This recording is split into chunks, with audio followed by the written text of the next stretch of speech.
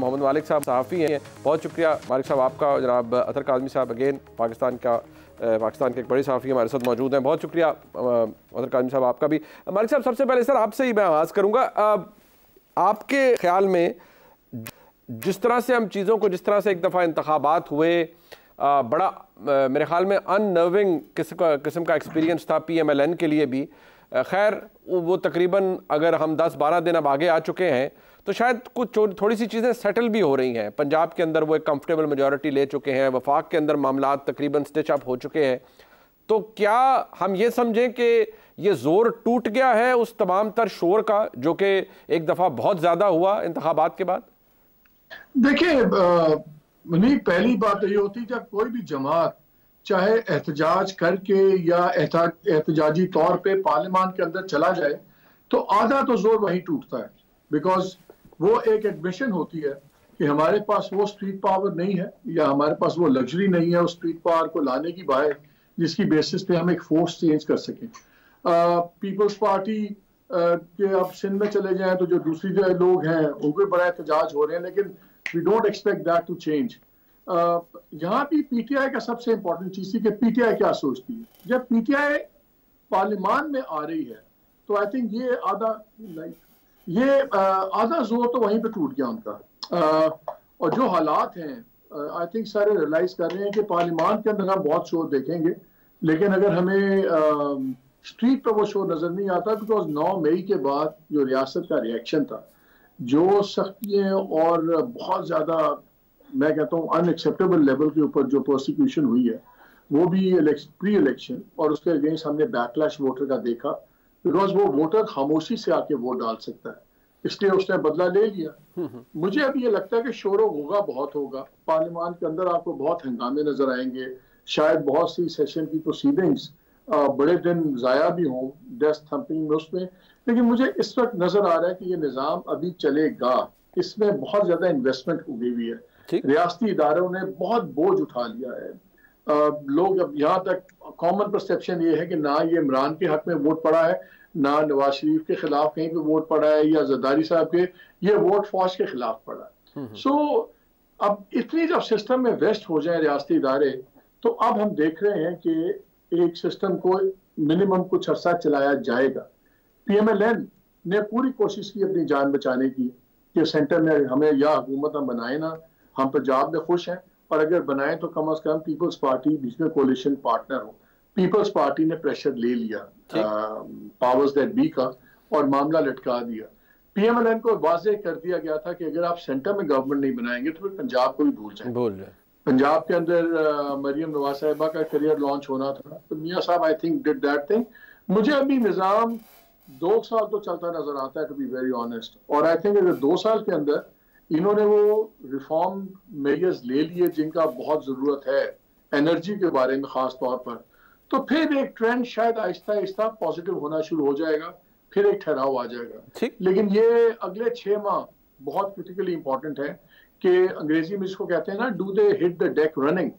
अगर तो इन लोगों ने दे हिट द डेक रनिंग और रिफॉर्म्स करनी शुरू की, इनिशियल बहुत बैकलैश आएगा, गाली गलौज लोगों से पड़ेंगी, लेकिन चीजें होंगी। और आई थिंक सबसे क्रिटिकल डिसीजन जिनको लेना होगा वो फाइनेंस मिनिस्टर का है।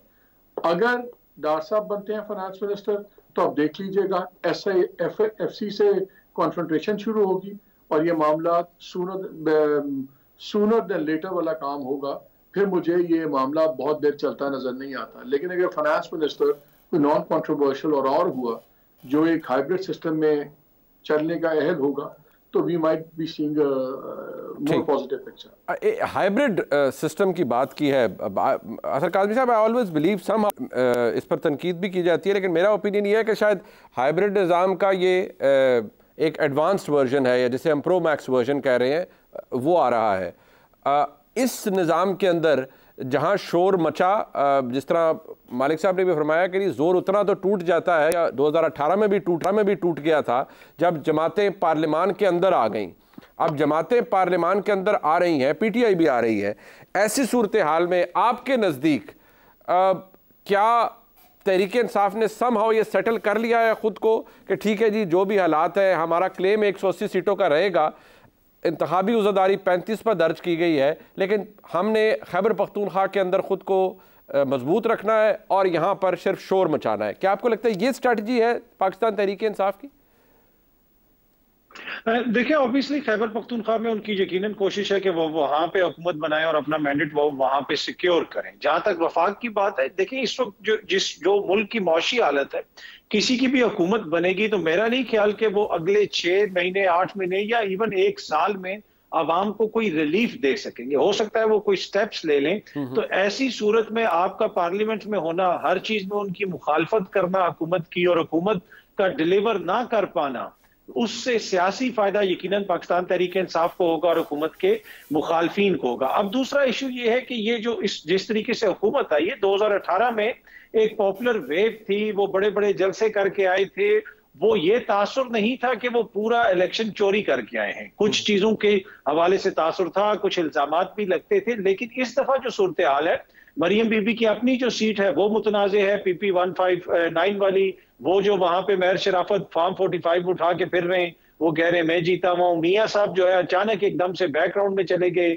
बिलावल साहब का क्या बयानिया था, वो किसके खिलाफ वोट लेते रहे, अब वो आके उस हुकूमत के साथ बैठ गए। तो मेरे ख्याल में ये जो चेहरे हैं, ये इनका दोबारा वापस आना कतन जो है वो जिन्होंने बोझ उठाया उनके लिए भी बेहतर नहीं है, ना ही ये लोग इस काबिल हैं कि ये आगे जाके किसी और का बोझ उठा सकेंगे।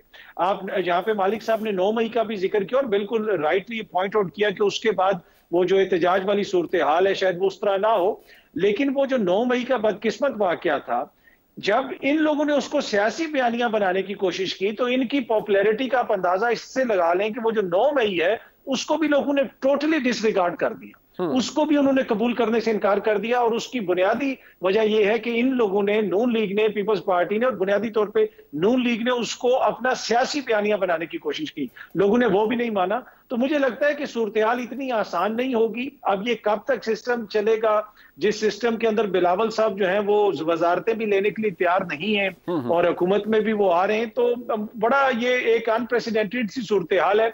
लेकिन ये वो चेहरे हैं जिनसे अवाम हाल में मायूस हो चुकी है। अब मुस्तकबिल करीब में ये क्या करेंगे, ये डिपेंड करता है कि कितनी जल्दी ये चीजों को टर्न अराउंड करते हैं। तारीखी तौर पर एक और बात भी है कि 2018 इंतखाबात हुए, पाकिस्तान मुस्लिम लीग नून अपोजिशन में बैठी, मियां नवाज शरीफ साहब जेल में थे, उनकी साहबजादी उस वक्त जेल में थी, बाद में साहबजादी की बेल हुई। मियां नवाज शरीफ साहब को बहरहाल बाद में एक अरेंजमेंट हुआ, उनको मुल्क से बाहर भिजवा दिया गया। आज सूरत हाल क्या है? क्या इमरान खान साहब को कोई ऐसा रिलीफ मिल सकता है? ब्रेक के बाद फिर बात करेंगे हमारे साथ।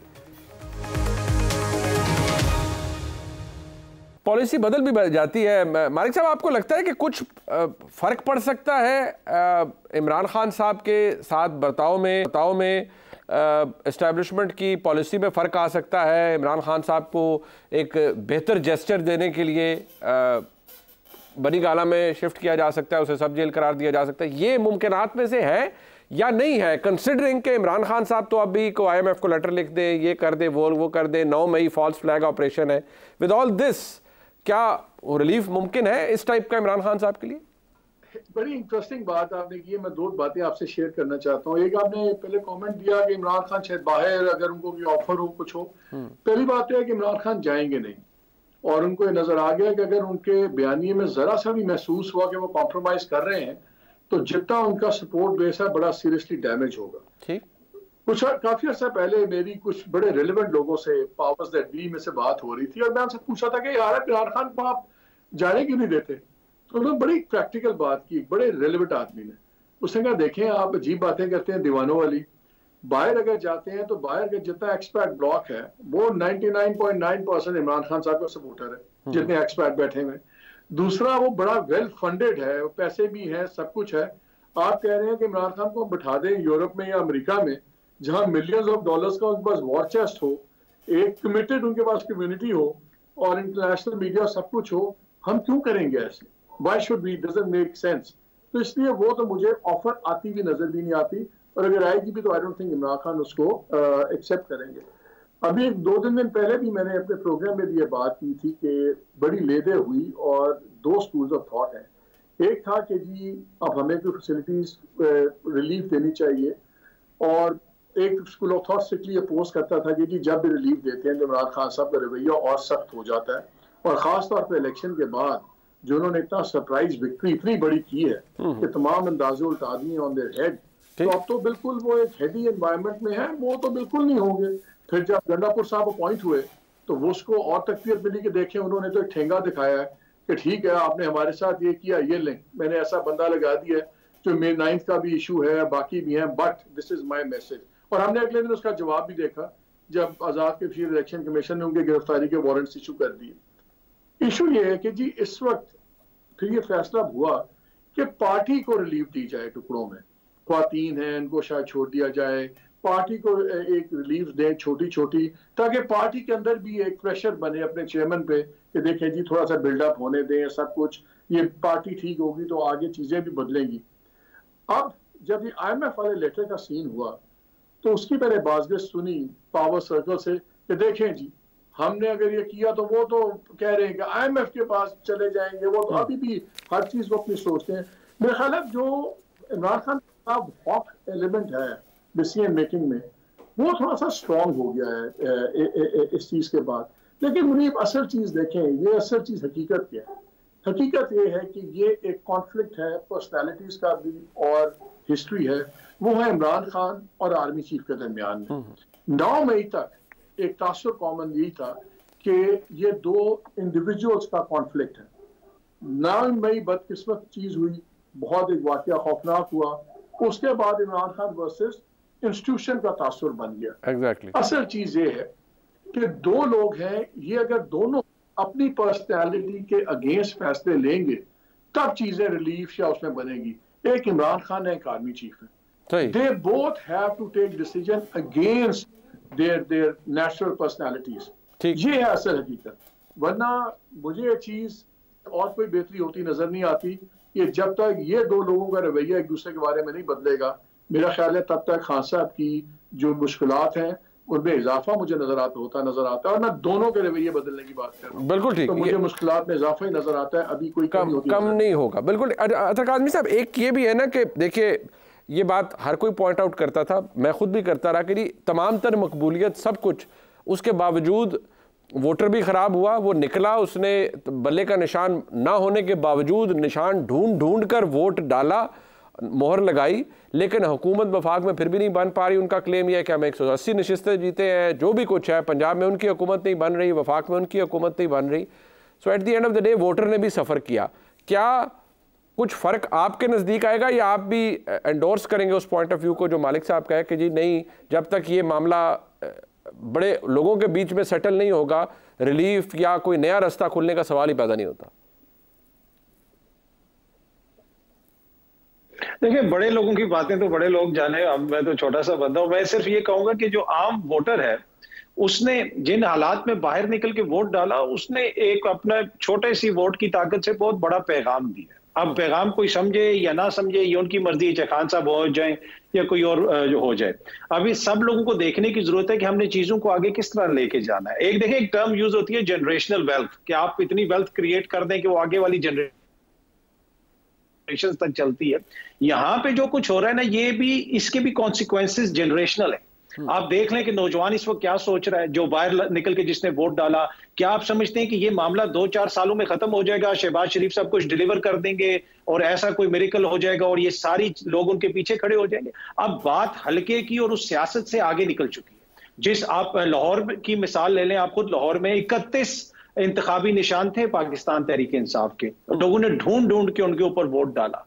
तो इससे आप अंदाजा लगा लें कि ये अब मामला जो है ना, वो इकोनॉमी उससे थोड़े से आगे हैं। अब सब ने फैसला करना है कि हमने चीजों को आगे किस तरह लेके जाना है। मुझे ये लगता है कि इन शॉर्ट टर्म मुझे कोई चीज सूरत-ए-हाल बेहतर होती भी नजर नहीं आ रही, लेकिन किसी भी मुआशरे के अंदर ज्यादा देर आप टाइड के अगेंस्ट नहीं चल सकते, अनलेस कि आप बिल्कुल ही कह दें कि जी हम शुमाली कोरिया हैं और उस तरह का कोई निजाम आ जाए। अदरवाइज मुझे ये ज्यादा चीजें ज्यादा देर सस्टेन नहीं होंगी। और दूसरा, फिर जो जिनके सर के ऊपर इस वक्त बोझ है, जिस तरह पीडीएम के जो साबका पीडीएम और मौजूदा जो भी इत्तेहाद है उनके ऊपर, वो क्या उनके पीछे इतनी अवाम की ताईद है कि वो कोई कुशन फराम कर सके? मेरे ख्याल में सबसे बड़ा फेलियर ये है। हमेशा ये होता रहा है कि एक पॉपुलर सेंटीमेंट जो है वो रियासत के साथ होता है, बीच में कुछ ऐसे लोग होते हैं जो उनके खिलाफ बात करते हैं, जिस तरह मियां साहब थे, क्यों नहीं ये 3 बरस कोई इस किस्म की वेव क्रिएट कर सके? क्योंकि ये जो अवाम थी उसका जो बड़ा चंक है वो अपने साथ नहीं मिला सके, अपना बयानिया उनको नहीं बेच सके, तो वो कुशन था, वो कुशन खत्म हो चुका है। वो आपको सोशल मीडिया पे भी नजर आता है, वो आपको इन इंतखाबात में भी नजर आया। तो मेरे ख्याल में उसके बगैर सस्टेन करना सबके लिए कोई ज्यादा आसान नहीं होगा ज्यादा देर के लिए।